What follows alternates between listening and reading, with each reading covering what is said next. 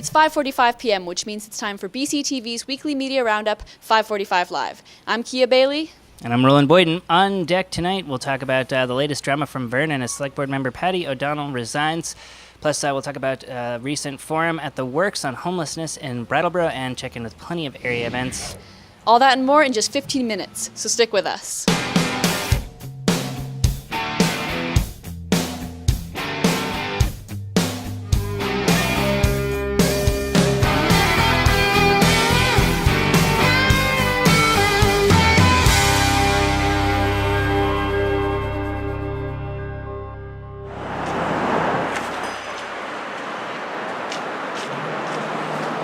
Happy Easter.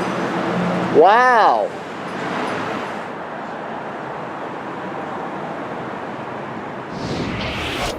All right, welcome back to this April 10th, 2015 edition of 545 Live. That's a look at some of this past weekend's Easter festivities in Brattleboro. And with that, into the headlines we go. On Monday night, former chairwoman and current member of the Vernon Selectboard, Patty O'Donnell, announced that she would be resigning from the board.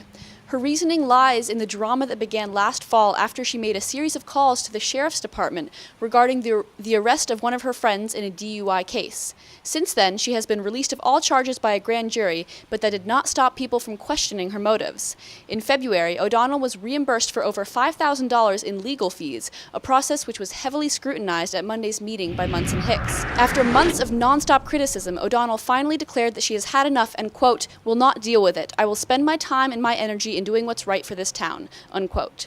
Once her resignation is finalized and official, the board will have to appoint a new select board member by either making that decision on their own or putting it up for a special election. Current chairwoman Chris Howe hopes to turn it over to an election as she does not want to be the one to make that choice. Despite her decision to resign, Patty O'Donnell will continue working with Vernon as a member of the Tax Committee and the Planning and Economic Development Committee. I can't do it anymore. I'm too old and I'm too tired. I still have a lot of things that I'm doing for the town, negotiating the tax committee and serving on the planning committee. We're working on revitalization of this town and it's going very, very well. And I put a lot of hours into it. And I don't want to give it up because that's what's going to make difference to people in this town. Sitting here listening to this pettiness and cattiness, it's not going to help the town, it's hurting the town. And I find it sad and disgraceful. I'm leaving this board. You will have my resignation tomorrow. Don't do that. I am not going to deal with this. I'm above it. I'm above it. All right, special thanks to Ian Keel, who got that footage from last week's Vernon meeting that you're watching now. You can see that full select board meeting, including all the drama at the end, by going to BrattleboroTV.org. Get the full context there. And Vernon will be hosting a special select board meeting this coming Monday as well, which BCTV will be there to cover as they figure out their next move in appointing a new select board member or sending it to townwide election. All right, with that, we'll move on in the headlines here. And for that, back into the newsroom we go. Next up, West River Community Project is almost ready to open up their newly installed kitchen for use at the West Townsend Country Store. The country store property, once at risk of closing completely, is now home to the post office, a thrift store, a cafe, and now a multi-use kitchen stocked with new equipment and utensils. A $50,000 grant from the U.S. Department of Agriculture was a large part of what made the project possible. The Community Project Committee hopes to open the kitchen as a classroom, an asset to the cafe, and a resource for the farmers market. All right, moving on.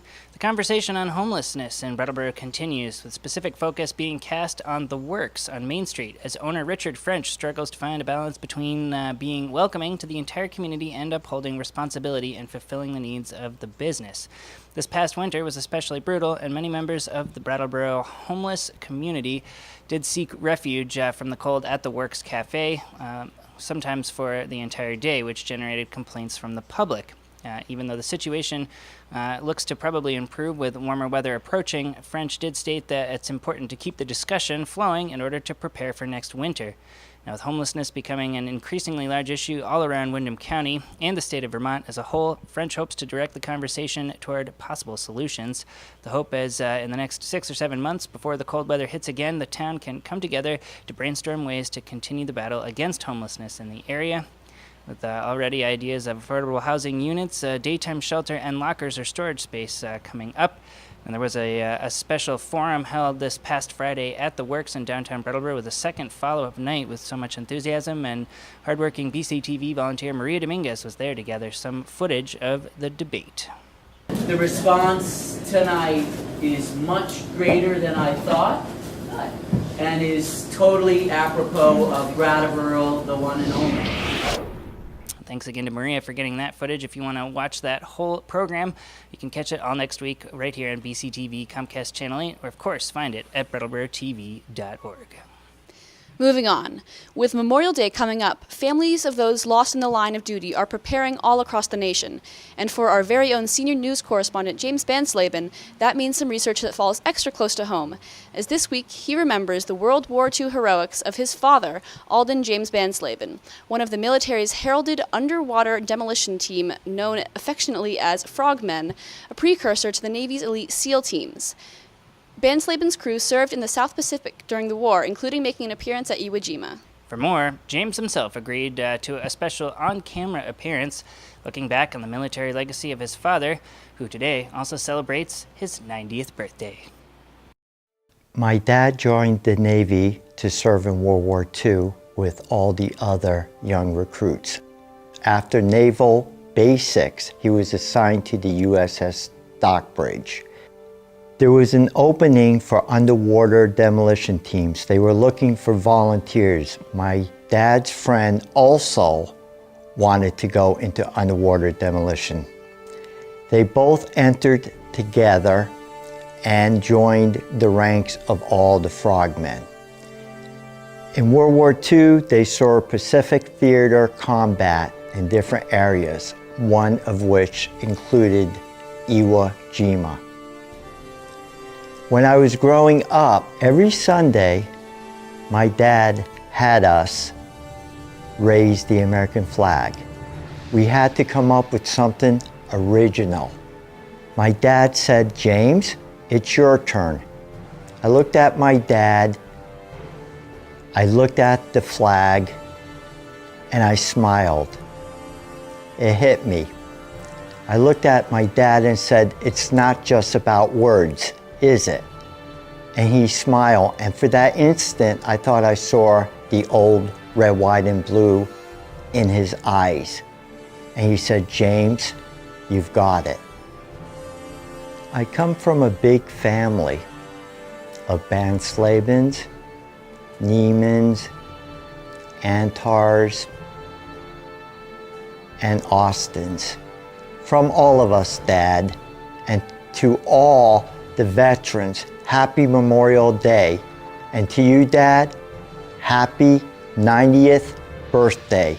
Congratulations, you made it. And a special happy birthday to Alden James Banslaben from all of us at 545 Live as well. All right, with that, time to launch into our video calendar. This is all sponsored by the Brattleboro Savings and Loan, as their generous contributions to the station each year help fund our weekly look at area events. And we'll start by talking about Month of the Young Child. That's right, April is officially Month of the Young Child, with events organized to celebrate the importance of early learning and the value of those who promote the strength of our youth. All through April, there's going to be free events open to the public, including dance classes, puppet shows, nature walks, musical performances, art exhibits, and much, much more. For a full calendar of all these Month of the Young Child events, you can visit www.wyndhamchildcare.org. In addition, next week is National Library Week, and Brooks Memorial Library is pulling out all the stops to celebrate. Starting in the children's room next week as they get set to host their ever-popular stuffed animal sleepover. So kids and parents out there, do you want your stuffed animal to attend the coolest sleepover party of the year? Just drop off your fuzzy friend in the children's room by next Wednesday afternoon, and then return on Thursday to see how the big night went, and pick up your stuffed animal along with a photo of them in action during the sleepover. All right, and just a reminder, the trout fishing season in Vermont starts tomorrow, marking the beginning of what is known to be the prime time to catch a trout in the state. And experts are predicting good trout fishing in the rivers, streams, and ponds and lakes all around the area. So again, official trout fishing season is open starting tomorrow in Vermont. And wrapping up the calendar for tonight, the VFW's Fiver Dinner Buffet is back complete with free karaoke and is happening tonight at the VFW on Putney Road. The buffet started at 5 p.m., but the karaoke starts at 7 and goes until 11 p.m. Members of the public are welcome to attend. And also tonight, at Next Stage Arts, Rennie Arbo and Daisy Mayhem, an American Roots quartet, performs at 7:30. The show is to celebrate the release of the group's 5th CD, Violets Are Blue, and will include a variety of songs, including both covers and original pieces. Tickets are available at the door. All right, that does it for this April 10th edition of 545 Live. Be sure to tune in next week right here on BCTV Comcast Cable Channel 8 at 5:45 p.m. sharp. In the meantime, thanks for watching.